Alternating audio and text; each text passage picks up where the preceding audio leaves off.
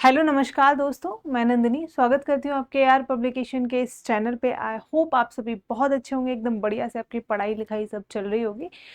तो आइए हम स्टार्ट करते हैं आज की क्लास। आज की क्लास में हम आपको लेकर आए हैं हमारी न्यायपालिका, जिसको हम आज की क्लास में हम टॉपिक अपना सुप्रीम कोर्ट का ख़त्म करेंगे। तो एक बार मैं आपको इन्फॉर्म करना चाहूँगी, जैसा आप सभी को पता होगा कि हमारी शिवास की जीएसजीके की बुक है और उसी के आपको वीडियो लेक्चर्स हम प्रोवाइड करते हैं। ये उस सीरीज़ का आपका 17th लेक्चर है, जिसमें हम आज 13 चैप्टर पे पहुंच गए हैं। तो मुझे उम्मीद है कि प्रीवियस जितने भी लेक्चर्स लिए गए हैं वो सारे आप देखते आ रहे होंगे, और नहीं देखे तो जाकर प्लेलिस्ट में सारे चैप्टर्स आपको डले हुए मिल जाएंगे, एक बार उनको देख लीजिए। ठीक है, तो आइए स्टार्ट करते हैं आज का हमारा क्लास। तो आज की हमारी पॉलिटी की ये 17 नंबर की क्लास है, 17वीं क्लास है।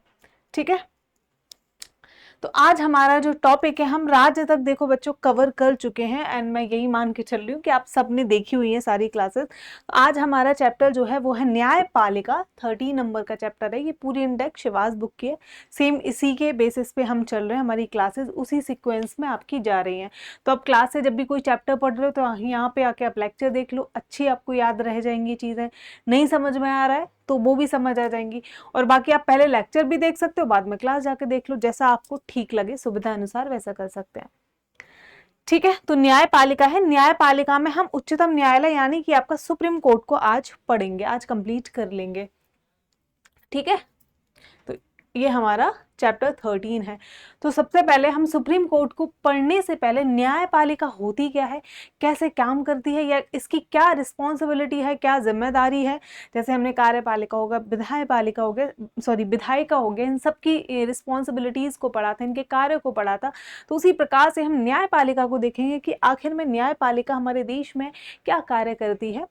तो आपको याद होगा कि जब मैं आपको पार्ट 5 में यूनियन यानी कि संघ पढ़ा रही थी, तो संघ के मैंने आपको 3 अंग बताए थे। कौन कौन से? एक हमारी कार्यपालिका थी, एक हमारी विधायिका थी, और एक कौन सी थी? हमारी न्यायपालिका थी। तो उस वक्त हमने न्यायपालिका नहीं पढ़ा था, क्योंकि न्यायपालिका आपकी संघ की और राज्य की इंटीग्रेटेडली एक साथ पढ़ी जाती है। तो आज हम क्या है, सुप्रीम कोर्ट को देखते हैं। ठीक, तो क्या है, क्या काम है इसका? रूल ऑफ लॉ यानी कि कानून का शासन और कानून की सर्वोच्चता यानी कि सुप्रीमेसी ऑफ लॉ को ये क्या है, हमारी न्यायपालिका सुनिश्चित करती है। साथ ही व्यक्तियों के अधिकार, अगर व्यक्तियों के अधिकार हनन हो रहे हैं तो आप जाके भाई कहाँ पे, सुप्रीम कोर्ट में पहुंच जा सकते हो। नहीं तो अगर आपके पास सुप्रीम कोर्ट जैसी बॉडी नहीं होती, हमारे देश में न्यायपालिका नहीं होती, तो यानी कि राज्य जो है, हमारी सरकारें जो है मनमाने कानून लेकर आती और लोगों के बारे में कोई भी नहीं सोचता। ठीक है, तो उसके लिए हमारे प्रॉपर चेक एंड बैलेंस का काम करती है हमारी जुडिशरी, हमारी न्यायपालिका। कोई भी हमारा कानून अगर सरकार के द्वारा बनाया जाएगा तो जुडिशरी क्या है, उसकी समीक्षा करेगी, देखेगी कि हमारा संवैधानिक रूप से इस कानून को बनाया गया है या नहीं, और अगर वो कानून असंवैधानिक तरीके से बनाया गया होता है तो उसको क्या है, नल एंड वॉइड वहीं पे घोषित कर देती है। ठीक है, क्या है, डिस्प्यूट रिजॉल्व करती है यानी कि विवादों का समाधान करना दीवानी और फौजदारी मामलों में। साथ ही हमारे लोकतंत्र की रक्षा करती है, क्या, प्रोटेक्शन ऑफ डेमोक्रेसी। अगर हम तानाशाह और एक लोकतांत्रिक देश में यही अंतर होता है कि यहाँ पे आपकी कार्यपालिका, विधायिका और न्यायपालिका तीनों अपने अपने डोमेन में अपना अलग अलग फंक्शन कर रही है, कोई एक दूसरे में इंटरफेयर नहीं करेगा। ठीक है, तो अगर न्यायपालिका नहीं होती, जैसे बहुत सारे तानाशाही वाले देश हैं जहाँ ऑटोक्रेसी चलती है, वहां पर न्यायपालिका जैसी कोई चीज देखने को नहीं मिलेगी आपको। जो भी सरकार कानून ला रही है वो लागू होगा, बेझिझक होगा, कोई सुनवाई नहीं होगी लोगों की, कोई वहां पे लोग अपनी मतलब अपील लेके कहीं भी किसी भी कोर्ट में न्याय में नहीं जा सकते अगर उनके खिलाफ कुछ होता है तो। ठीक है, तो क्या है, प्रोटेक्शन ऑफ डेमोक्रेसी हो गया हमारा। अब हम देखते हैं भारत की बात करें, हमारे इंडिया में जो है इंटीग्रेटेड क्या जुडिशरी सिस्टम देखने को मिलता है, यानी कि एकीकृत न्याय प्रणाली आपको देखने को मिल जाएगी भारत देश में। तो सबसे पहले उसमें क्या आ जाएगा, हमारा सुप्रीम कोर्ट आ जाएगा यानी कि उच्चतम न्यायालय, फिर आपका क्या आएगा, हाई कोर्ट आएगा, फिर हमारे क्या है, सब ऑर्डिनेट कोर्ट आ जाते हैं। तो आज के चैप्टर में हम आपका जो सुप्रीम कोर्ट है उसको कंप्लीट कर लेंगे। एक बार और देख लेते हैं, ये हमारे क्या, वही मैंने बताया भाग जो 5 है उसमें देखने को मिलता है 124 से आर्टिकल 147 तक हम सुप्रीम कोर्ट के बारे में बात करते हैं। ठीक है, पार्ट 5 के अंदर तो ये क्या है, केंद्र और राज्य दोनों के कानूनों का एक ही ढांचा लागू करता है, यानी कि single system enforces both centre and state laws. ठीक है, आगे बढ़ते हैं बिना देर किए। अब कुछ सुप्रीम कोर्ट को प्रॉपरली हम स्टार्ट करने से पहले कुछ इंपॉर्टेंट पॉइंट देख सकते हैं जो आपके एग्जाम पॉइंट ऑफ व्यू से भी काफी ज्यादा महत्वपूर्ण हो जाते हैं। सबसे पहले तो सुप्रीम कोर्ट का मुख्यालय कहाँ पे है, तो वो हमारा आपको देखने को मिल जाएगा, आपका हेडक्वार्टर न्यू दिल्ली यानी कि नई दिल्ली में सुप्रीम कोर्ट का हमारा मुख्यालय देखने को मिलता है। साथ ही अगर चाहें तो ये मुख्यालय हमारा कहीं और भी हो सकता है, बट फिलहाल आपका एक ही जगह देखने को मिलेगा, वो है हमारा सुप्रीम कोर्ट का न्यू दिल्ली में।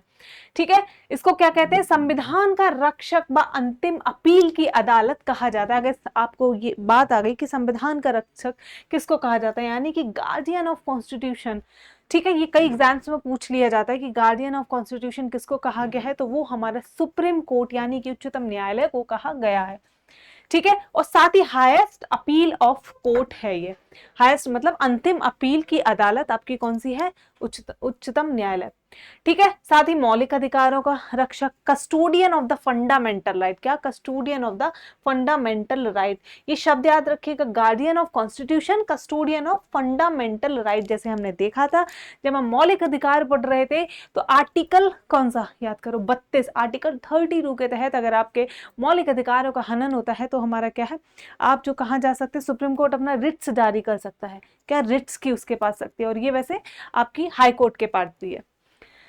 ठीक है, और क्या मेंटेन करता है, व्यक्ति और राज्य के बीच एक संतुलन बना के रखता है। व्यक्ति कौन, हम सब आप लोग हो गए, एंड राज्य कौन है, राज्य हमारा कौन, जो आपकी सरकार है, वो यहाँ पर राज्य है, जो हमारा कानून बनाने का काम करती है, नीतियों को लाने का काम करती है, वो यहाँ पे राज्य। तो इन दोनों के बीच समन्वय की स्थिति बरकरार रहे, बनी रहे, ये मेक श्योर हमारा कौन करेगा, सुप्रीम कोर्ट करेगा।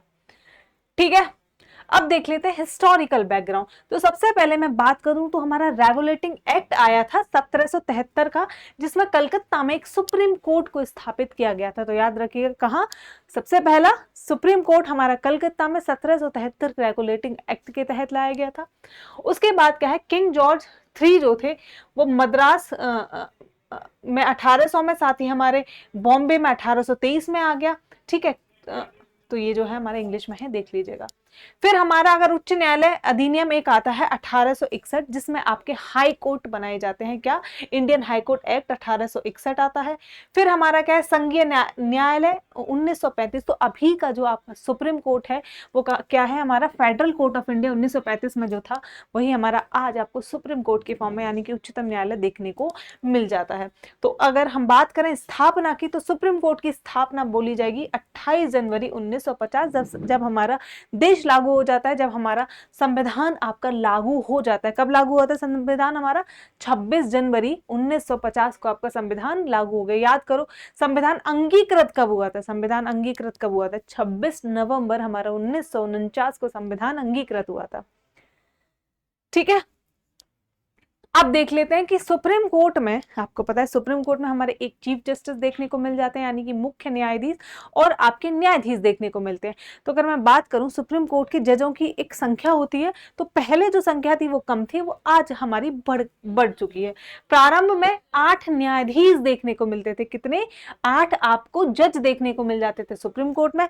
और अगर हम वर्तमान की बात करें तो आपके कितने हैं, 34, यानी कि 34 नंबर ऑफ जजेस आपको देखने को मिलते हैं। अगला देखते हैं, और ये जो है आपका पार्लियामेंट के पास यानी कि संसद के पास ये शक्ति है, ये पावर है कि वो उनकी संख्या को कम या बढ़ा सकती है, कम कर सकती है या फिर आपका बढ़ा सकती है, और ये आर्टिकल 124 के अंदर हमको देखने को मिल जाएगा। ठीक, अगला देखते हैं इनका अपॉइंटमेंट कौन करता है। तो अपॉइंटमेंट की बात करें तो हमारे कौन, प्रेसिडेंट यानी कि राष्ट्रपति साहब जजेस के अपॉइंटमेंट करते हैं, चाहे वो आपका चीफ जस्टिस हो, चाहे हमारा और अदर जजेस हो हमारे सुप्रीम कोर्ट के। साथ ही राष्ट्रपति के समक्ष शपथ लेते हैं। ये शपथ की भी बात करूं तो वो भी हमारे राष्ट्रपति के शपथ से ली जाती है।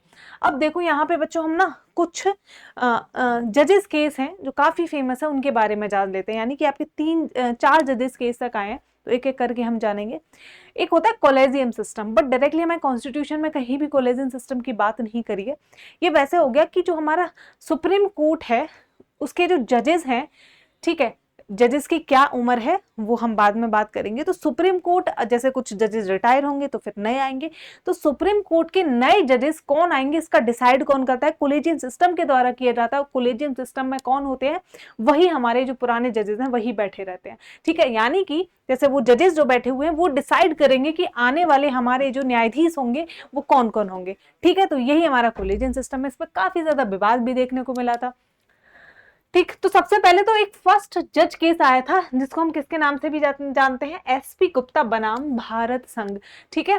तो इसमें क्या था कि हमारा कंसल्टेशन होगी, साथ ही असहमति, कंकरेंस नहीं, यह केवल विचारों के आदान प्रदान, पहले एक बार पढ़ लेते हैं, को दर्शाता है। राष्ट्रपति सीजीआई की राय मानने के लिए बाध्य नहीं। यानी कि इसमें यह था कि जब आपका जजेस का नए का अपॉइंटमेंट हो जाएगा तो ये जो हमारे हैं सुप्रीम कोर्ट के लोग, ये जो जजेस हैं अभी मौजूद, वो एडवाइस देंगे, लेकिन आपके जो राष्ट्रपति जी हैं वो इस एडवाइस को मानने के लिए बाध्यकारी नहीं है। क्या है? बाध्यकारी नहीं है, यानी कि माने तो माने, नहीं माने तो नहीं माने। फिर आपका देखो सेकंड जजेस केस आता है, ठीक है। सेकंड जज केस क्या कहता है? इसको supreme court advocate on record association बनाम भारत संघ के नाम से भी जाना जाता है। ये बोलता है परामर्श होगी, सहमति होगी, सीजीआई की सिफारिश राष्ट्रपति पर बाध्यकारी। यानी कि अब जो चीफ जस्टिस हो गया ना, उसने अगर बोल दिया, सिफारिश कर दी कि ये फलाना व्यक्ति जो है जज बनेगा, तो अब वो है मैंडेटरी हो जाती है। जो राष्ट्रपति हैं उनको उस एडवाइस को मानना ही पड़ेगा। अब वो क्या है? बाध्यकारी है। और पहले जो चीफ जस्टिस, मुख्य न्यायाधीश की एडवाइस नहीं मान रहे थे, ठीक है। मेरे मुंह से आज सारे न्यायाधीश नहीं, चीफ जस्टिस उनको एडवाइस देता है। तो पहले वो बाध्यकारी नहीं थी, लेकिन दूसरे जजेस केस में क्या होता है? वो बाध्यकारी हो जाती है राष्ट्रपति पे, ठीक है। क्योंकि नियुक्ति कौन कर रहा है? अपॉइंटमेंट तो हमारे राष्ट्रपति जी कर रहे हैं ना, इसलिए, ठीक। सीजीआई को नियुक्ति से पहले 2 वरिष्ठतम न्यायाधीशों से परामर्श करना होगा। लेकिन यहाँ पे एक चीज कही गई कि बिल्कुल सीजीआई की राय को राष्ट्रपति जी मानेंगे कि इस व्यक्ति को जज अपॉइंट करना है, लेकिन सीजीआई को भी क्या है? 2 वरिष्ठ, यानी कि जो मतलब सबसे ज्यादा उम्र में है, उनको क्या है? जो सीनियर है, सीनियर मोस्ट जजेस से, उनको भी 2 से कम कंसल्ट करना पड़ेगा, ठीक है। तो इसमें 2 जज और ऐड हो गए। अब आता है थर्ड जज केस। ये क्या कहता है कि सीजीआई की एकल राय को परामर्श नहीं माना जाएगा अकेली, ठीक। इनको क्या है? 4 वरिष्ठतम, अब 4 आ गए, दूसरे में 2 थे, अब क्या है? तीसरे में 4 आ गए। न्यायाधीशों का कोलेजियम बनाना होगा, इसी को बोलते हैं हम कोलेजियम सिस्टम। यानी कि जो थर्ड जज केस से आया है, इसमें क्या होता है हमारा? एक तो चीफ जस्टिस ऑफ इंडिया देखने को मिल जाएगा, ठीक है, साथ ही हमारे 4 और जजेस देखने को मिलेंगे, ठीक है, प्लस आपका 4 और जजेस। और ये कौन से होंगे? जो आपके सीनियर मोस्ट, वरिष्ठतम जो हमारे जजेस होंगे वो देखने को मिलते हैं। यही आपका कोलेजियम सिस्टम है। अब चीफ जस्टिस के साथ मिलके ये चारों जजेस क्या है? हमारा एडवाइस देंगे राष्ट्रपति जी को कि ये जो है इन व्यक्ति को हमारा अपॉइंटमेंट करना है एज अ जज, और फिर राष्ट्रपति जी को उन्हीं व्यक्तियों को अपॉइंट करना पड़ेगा, ठीक है। इस पर काफी बवाल हुआ था। फिर हमारी अभी जो मौजूदा गवर्नमेंट है 2014 में क्या आता है? एक 99th कॉन्स्टिट्यूशनल अमेंडमेंट को लेकर आती है, और इन्होंने क्या करा? ठीक है, 99वां संविधान संशोधन, एनजीएसी अधिनियम भी इसको बोलते हैं, ठीक है। तो ये इन्होंने क्या करा कि ये जो है जो हमारा कोलेजियम सिस्टम था, इसको क्या है कि इसको खत्म करने की कोशिश करी थी। बट फिर आपका 4 जज और केस आता है, जिसमें क्या है? हमारा सुप्रीम कोर्ट अपना नतीजा सुनाती है और कहती है कि जो आप ये संविधान संशोधन अधिनियम लेकर आए हैं, ये जो संविधान को संशोधित किया है, कोलेजियम सिस्टम को हटाने की जो कोशिश की है, इसको हम क्या है? नल एंड वॉइड घोषित करते हैं। तो अभी भी आपको कोलेजियम सिस्टम देखने को मिलेगा, लेकिन 99 कॉन्स्टिट्यूशनल अमेंडमेंट में इसको हटाने की कोशिश की गई थी, लेकिन सुप्रीम कोर्ट ने क्या है? उसको खारिज कर दिया, ठीक। तो ये याद रखिएगा। तो अभी जो 4th जज केस है उसने इसी के ऊपर फैसला सुनाया है आपका, उसको 4th जज केस बोलते हैं। तो आपको याद रखना होगा, एक बार और मैं रिपीट कर देती हूँ। फर्स्ट जज केस में क्या था कि चीफ जस्टिस जो है एडवाइस दे रहे हैं हमारे राष्ट्रपति जी हैं कि आपको किस किस को हमारा अपॉइंट किया जाएगा नेक्स्ट जज के रूप में। बट वो जो एडवाइस थी वो बाइंडिंग नहीं थी, माने राष्ट्रपति जी तो बेहतर है, नहीं माने तो नहीं बेहतर है। फिर आपका दूसरा जज केस आता है जिसमें कहा जाता है कि सुप्रीम कोर्ट के जो आपके चीफ जस्टिस हैं उनकी एडवाइस क्या है? हमारा क्या हो जाएगी? उनकी जो एडवाइस है वो बाध्यकारी है, मैंडेटरी है, बाइंडिंग है, माननी पड़ेगी। लेकिन उनके वो जो है पहले किससे कंसल्ट करेंगे? 2 अन्य जज से, जो वरिष्ठतम जज हैं कोर्ट के, उनसे कंसल्ट करेंगे। फिर थर्ड जज केस आया, उसमें 2 और जोड़ दी, यानी कि अब सीजीआई जो है एडवाइस करेंगे, रिकमेंड करेंगे जब राष्ट्रपति के लिए, तो वो कम से कम 4 जजेस हमारे उनसे पहले परामर्श लेंगे, 4 वरिष्ठतम, फिर उसके बाद क्या है अपॉइंट होंगे हमारे जज, जिसको हम कॉलेजियम सिस्टम बोलते थे। फिर आता है हमारा 99 कॉन्स्टिट्यूशनल अमेंडमेंट, जिसने हटाने की कोशिश की थी, लेकिन सुप्रीम कोर्ट ने इसको खारिज कर दिया, नल एंड वॉइड घोषित कर दिया। होप यहां तक आपको क्लियर हो गया होगा, ठीक है। अब देख लेते हैं कि कोई भी जज बनने के लिए उसकी एलिजिबिलिटी क्राइटेरिया क्या होनी चाहिए, क्या होनी, यानी कि पात्रता के मापदंड क्या है। ये आर्टिकल 124 में देखने को मिलता है, ठीक। आर्टिकल 124 के तहत सुप्रीम कोर्ट का आर्टिकल क्या है हमारे 124, बताया था ना कहां से शुरू हो रहा है। पहली बात तो वही बहुत सिंपल सी चीज कि भारत देश का नागरिक होना चाहिए, क्या है, सिटीजन ऑफ इंडिया होना चाहिए।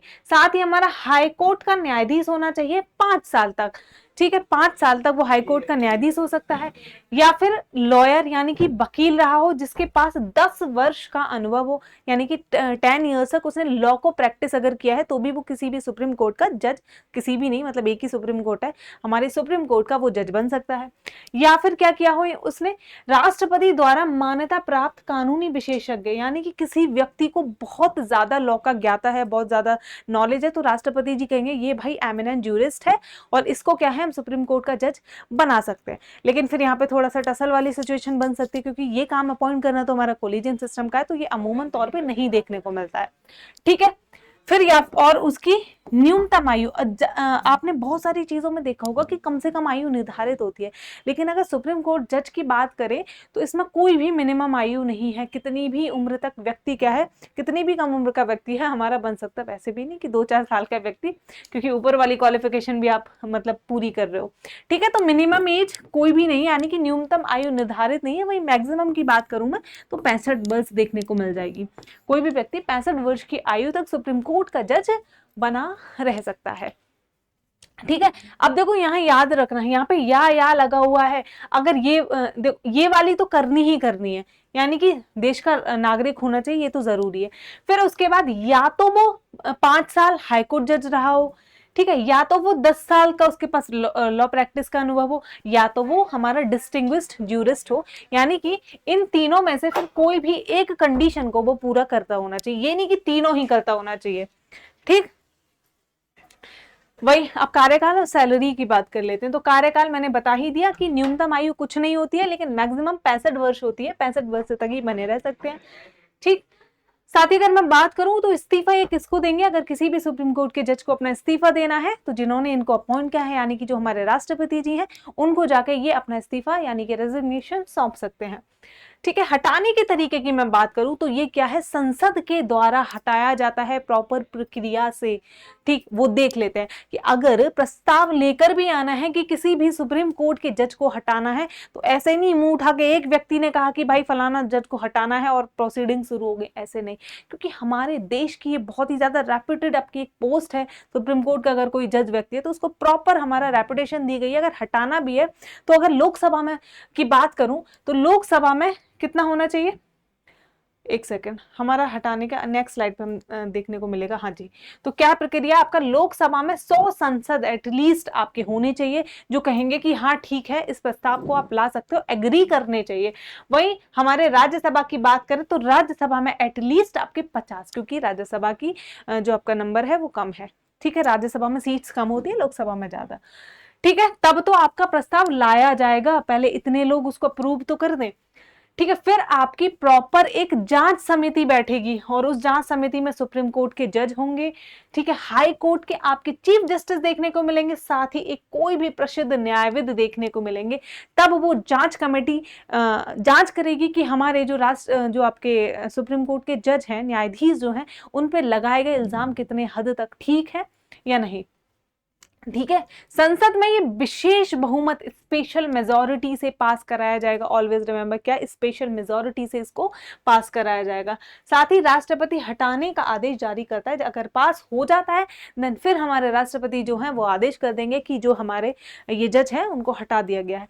लेकिन हमारे देश का ये बहुत ही बड़ा बात है, सौभाग्य है कि आज तक किसी भी राष्ट्रपति को हटाया नहीं गया है।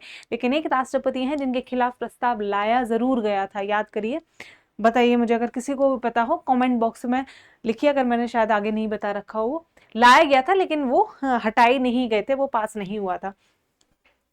ठीक है, तो हटाने का तरीका हमने देख लिया, प्रेसिडेंट हटाते हैं, लेकिन पार्लियामेंट की रिकमेंडेशन कैसे होगी? पहले अगर लोकसभा में प्रस्ताव आना है तो 100 लोग कम से कम एग्री करने चाहिए, वहीं राज्यसभा की बात करूं 50, उसके बाद क्या है एक प्रॉपर हमारी कमेटी बैठेगी, जांच समिति बैठेगी, उसके बाद क्या है आपका 2/3 मेजोरिटी से वो पास होगा, और उसके बाद आपके प्रेसिडेंट साहब हटा देंगे उनको।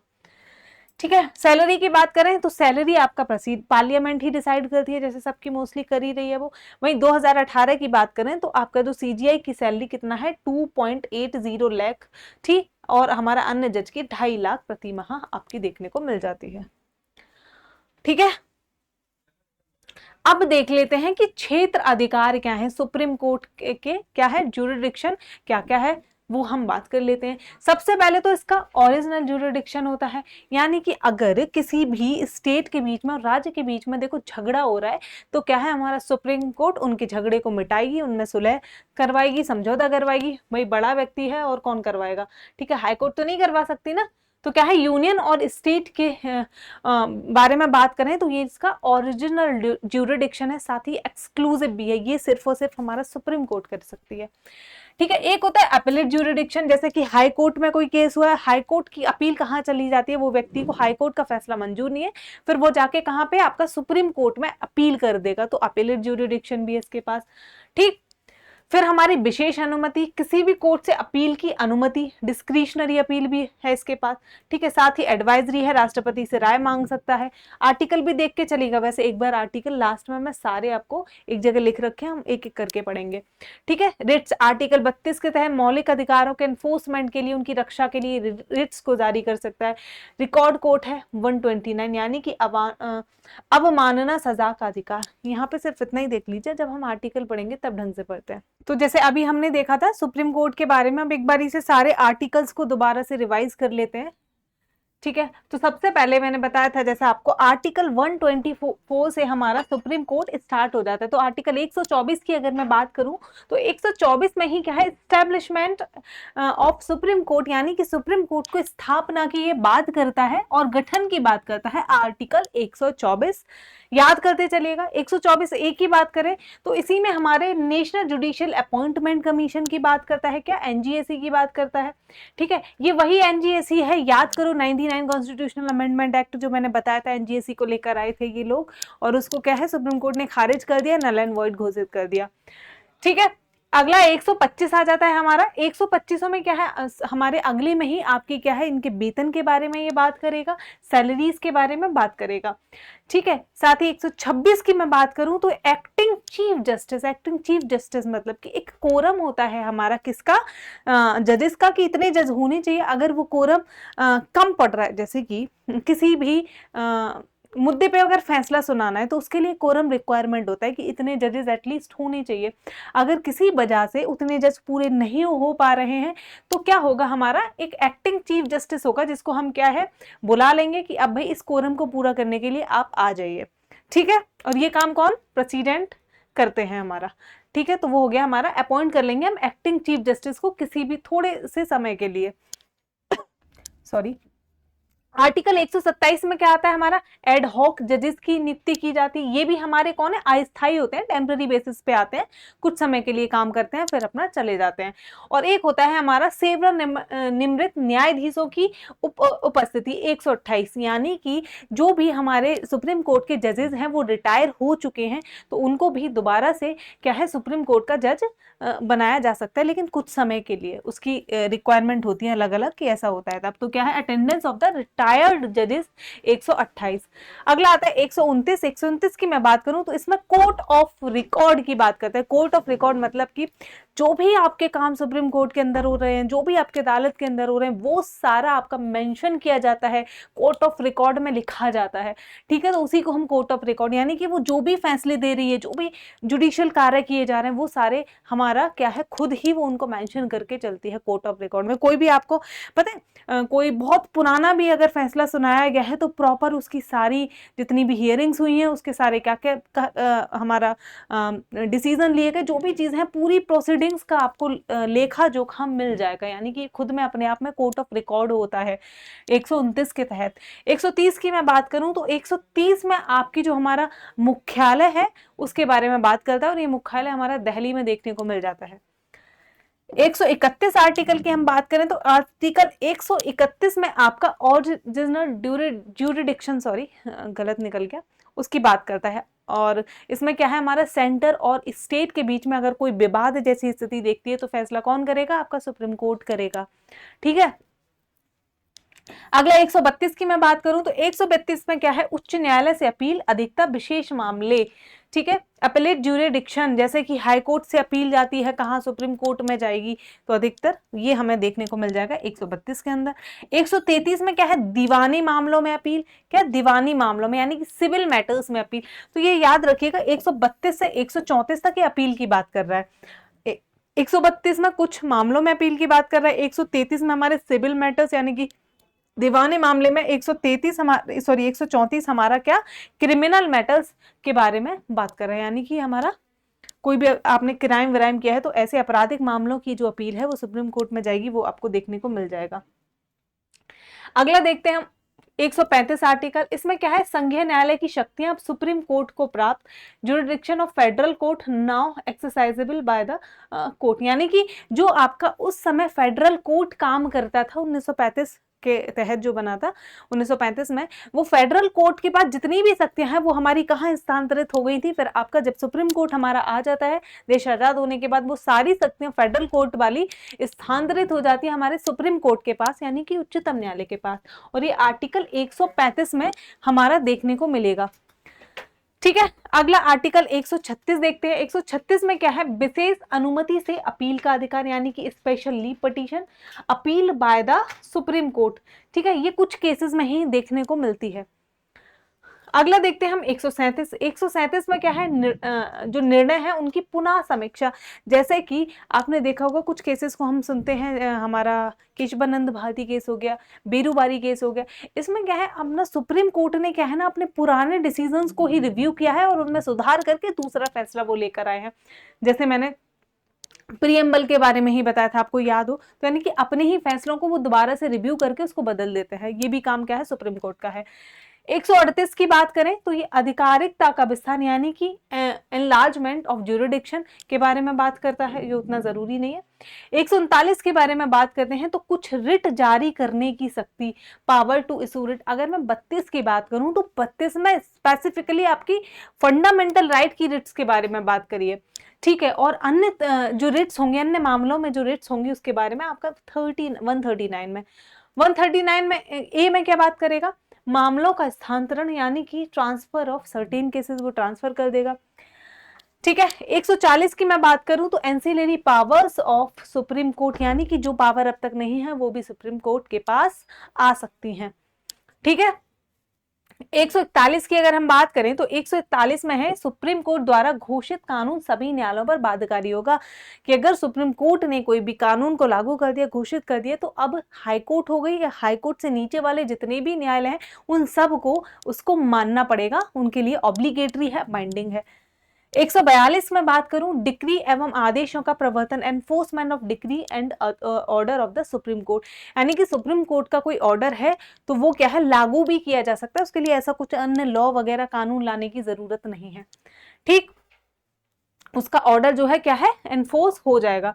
एंड 143 का क्या है, राष्ट्रपति की परामर्श हेतु शक्ति, यानी कि पावर और president to consult the supreme court. कई मुद्दे ऐसे होते हैं कि जहां पे राष्ट्रपति जी जाके सुप्रीम कोर्ट के पास जाएंगे कि देखो फलाने मामले में हमको आपकी राय की जरूरत है, चाहे वो हमारा आपका लीगल मैटर्स हो गया, कोई और भी मैटर हो सकता है। ठीक है, तो वो सुप्रीम कोर्ट के पास राष्ट्रपति जी आपके जा सकते हैं।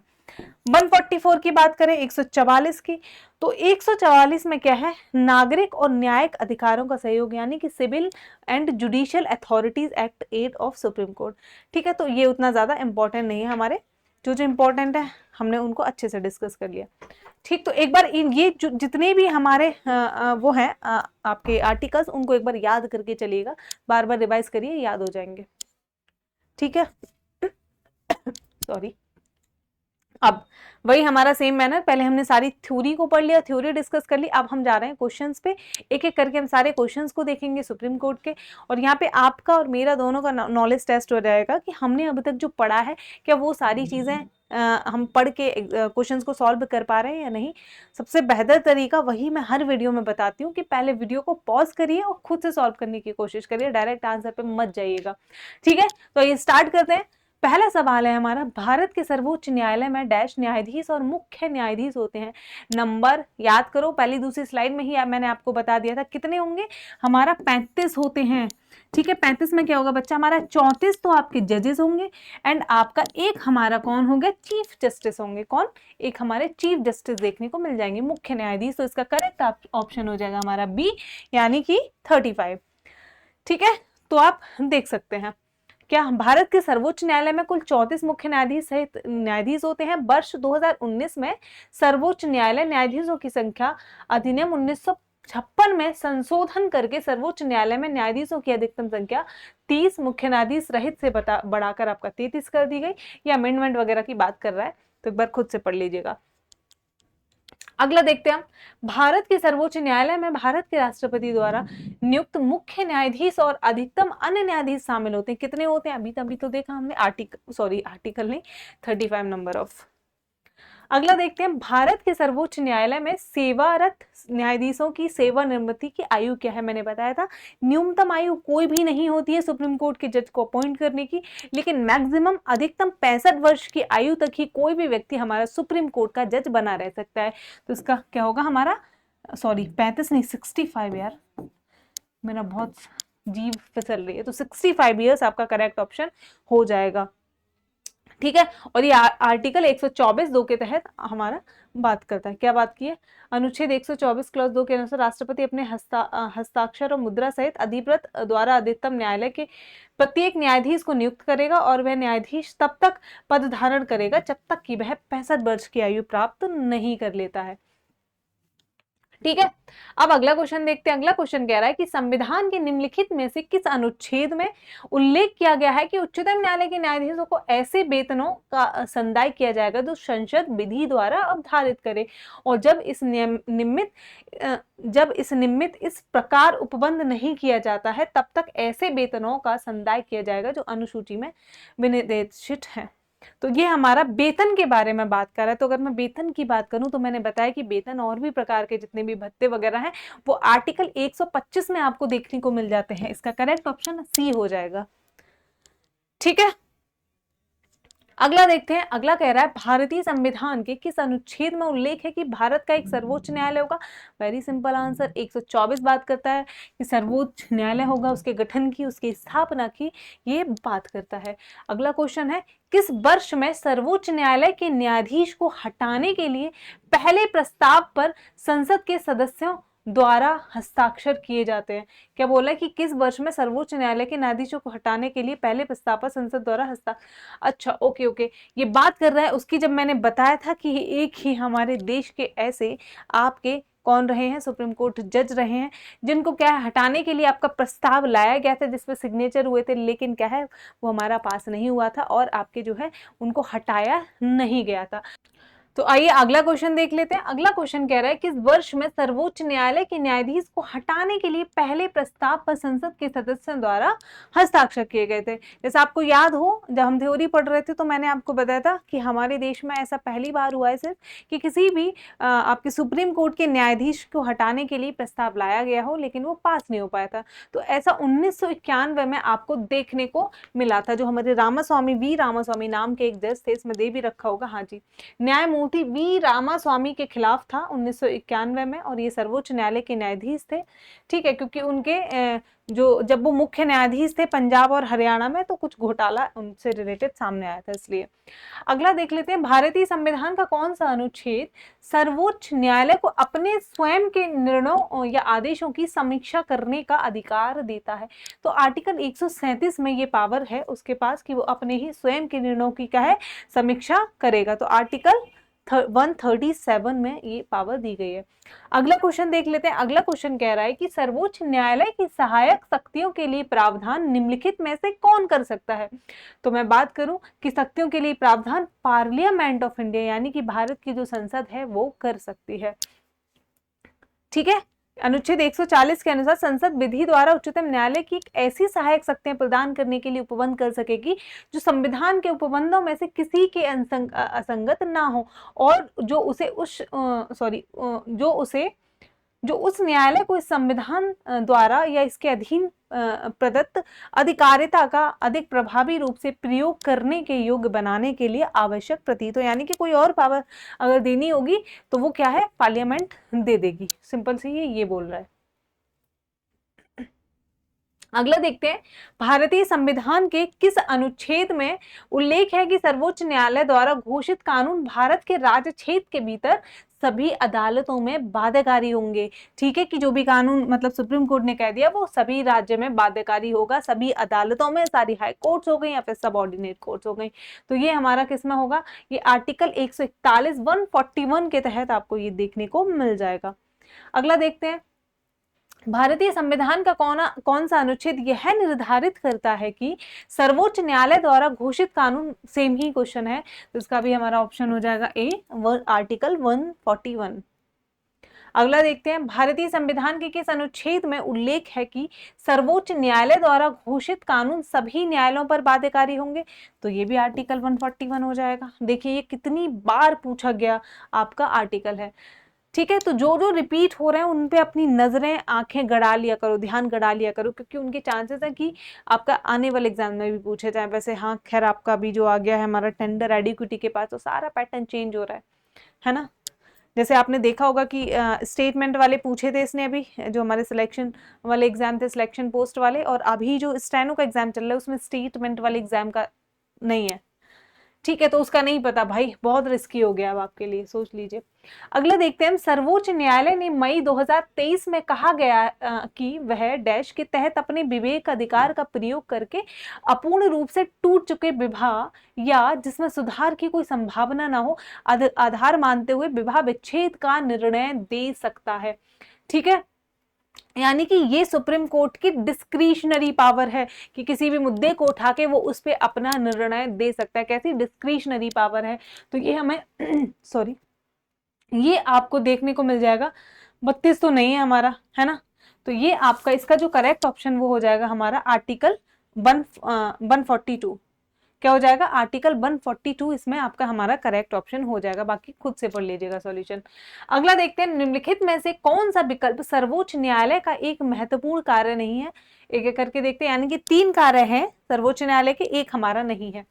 पहला है हमारा it maintains land record and revenue collection. भाई भूमि अभिलेखों का रिकॉर्ड रखना इसका क्या काम है, पहले ऑप्शन में देख के आपको पता चल जाना चाहिए, बट एक बार हम और भी देख लेते हैं।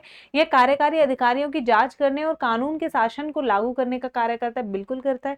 यह मौलिक अधिकारों का रक्षक और गारंटर है, बिल्कुल है। इट मेंटेन्स फेडरल बैलेंस, संघीय संतुलन बनाए रखता है, तो ये भी हमारा करेक्ट हो जाएगा, यानी ऑप्शन ए आपका रॉन्ग है। अगला देखते हैं, निम्नलिखित में से कौन सा कथन गलत है, ये रॉन्ग पूछ रहा है। पहला देखते हैं, मूल अधिकार क्षेत्र संघीय मामलों से संबंधित सभी विवादों में सर्वोच्च न्यायालय का यह निर्णायक रूप से स्थापित करता है। मैंने बताया था कि जब हमारा डिस्प्यूट होगा, दो स्टेट के बीच में डिस्प्यूट हो, सेंटर के बीच में, सेंटर स्टेट के हो तो फिर हमारा कौन, सर्वोच्च न्यायालय आपका प्ले में आता है, वो आपका डिसीजन सुनाएगा। ठीक है, ये लेकिन गलत पूछा, यानी कि फर्स्ट तो स्टेटमेंट ठीक है, तो 1-1 जिसमें देखे उसको काट दो पहले ही, ये नहीं हो सकता हमारा आंसर, ये नहीं हो सकता। अब 2 बचे। ठीक है, अगला देखते हैं, supreme court can issue special area form of writ, यानी कि सुप्रीम कोर्ट इशू कर सकता है रिट्स स्पेशल में, मैंने बताया था आपको, तो ये भी हमारा करेक्ट ऑप्शन हो जाता है। ठीक है, अगला देखते हैं, आर्टिकल 129 में क्या है हमारा, भारत के कार्यवाहक मुख्य न्यायाधीश की नियुक्ति का उल्लेख है, यानी कि हमारे कौन, acting chief justice of India, बिल्कुल ये वाला हमारा क्या है, इस आर्टिकल 129 में, याद करो 129 में तो नहीं था। ठीक है, तो आर्टिकल 3 और 4 जो है ना वो रॉन्ग स्टेटमेंट, तो करेक्ट ऑप्शन हमारा सी हो जाएगा।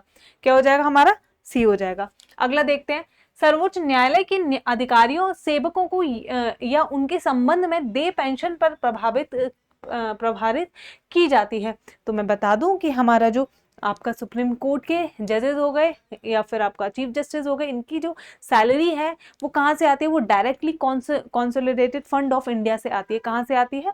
कंसोलिडेटेड फंड ऑफ इंडिया से, यानी कि भारत की संचित निधि से आती है। इसमें पार्लियामेंट का कोई वोट नहीं पड़ेगा, इसको आप कम नहीं कर सकते हो। तो करेक्ट ऑप्शन आपका ए हो जाएगा। सॉरी, इसमें हमारा आपका गलत दे रखा है, बट आपका करेक्ट ऑप्शन इसमें ए होगा हमारा। अनुच्छेद 146 क्लॉज 3 के तहत सर्वोच्च न्यायालय के अधिकारियों सेवकों उनके संबंध का देय पेंशन भारत के संचित निधि पर प्रभारित की जाती है। ठीक है, तो करेक्ट ऑप्शन हमारा ए। अगला क्वेश्चन देख लेते हैं। अगला क्वेश्चन है कि मूल क्षेत्राधिकार भारत सरकार और एक या अधिक राज्यों के बीच, भारत सरकार और किसी राज्य या राज्यों, और दूसरी तरफ एक या अधिक राज्यों के बीच या दो या अधिक राज्यों के बीच किसी भी विवाद तक विस्तृत है। तो मैंने बताया था कि इसका जुरिडिक्शन है, बिल्कुल न्याय देगा। अगर एक तरफ हमारा कोई भी स्टेट आपस में लड़ रहे हैं, ज्यादा स्टेट एक दूसरे से लड़ रहे हैं, या फिर सेंटर स्टेट्स के साथ लड़ाई है, ऐसा कुछ भी जहां सेंटर और स्टेट देखने को मिलेगा वहां पे आपका इसका रोल आ जाएगा। तो ये स्टेटमेंट हमारा बिल्कुल करेक्ट हो जाता है। डी में नहीं है ये, तो ये तो वैसे इसको वैसे ही कट कर देते हैं। दूसरा आता है अपीलीय अधिकार क्षेत्र का विस्तार तब होता है जब संघ और कुछ राज्य विवाद एक तरफ होते हैं और कुछ अन्य राज्य दूसरी तरफ होते हैं। तो याद करिए अपीलेट ज्यूरिडिक्शन मैंने कब पढ़ाया था? ऐसा तो कोई भी उसमें हमने नहीं देखा था। हमने देखा था कि हाई कोर्ट से अपील सुप्रीम कोर्ट में भी जा सकती है। ठीक है, तो अपीलेट ज्यूरिडिक्शन के कॉन्टेक्स्ट में ये जो हमारा स्टेटमेंट है बी, ये आपका रॉन्ग हो जाता है। अब बी देखो किस किस में, एक हम पहले काट चुके हैं, एक पहले काट चुके हैं, यानी कि अब जो है आपका डी भी देख लेते हैं एक बार। International commercial arbitration has not been started in the supreme court, यानी कि अभी तक सर्वोच्च न्यायालय में अंतरराज्यीय वाणिज्यिक मध्यस्थता शुरू नहीं की जा सकती है।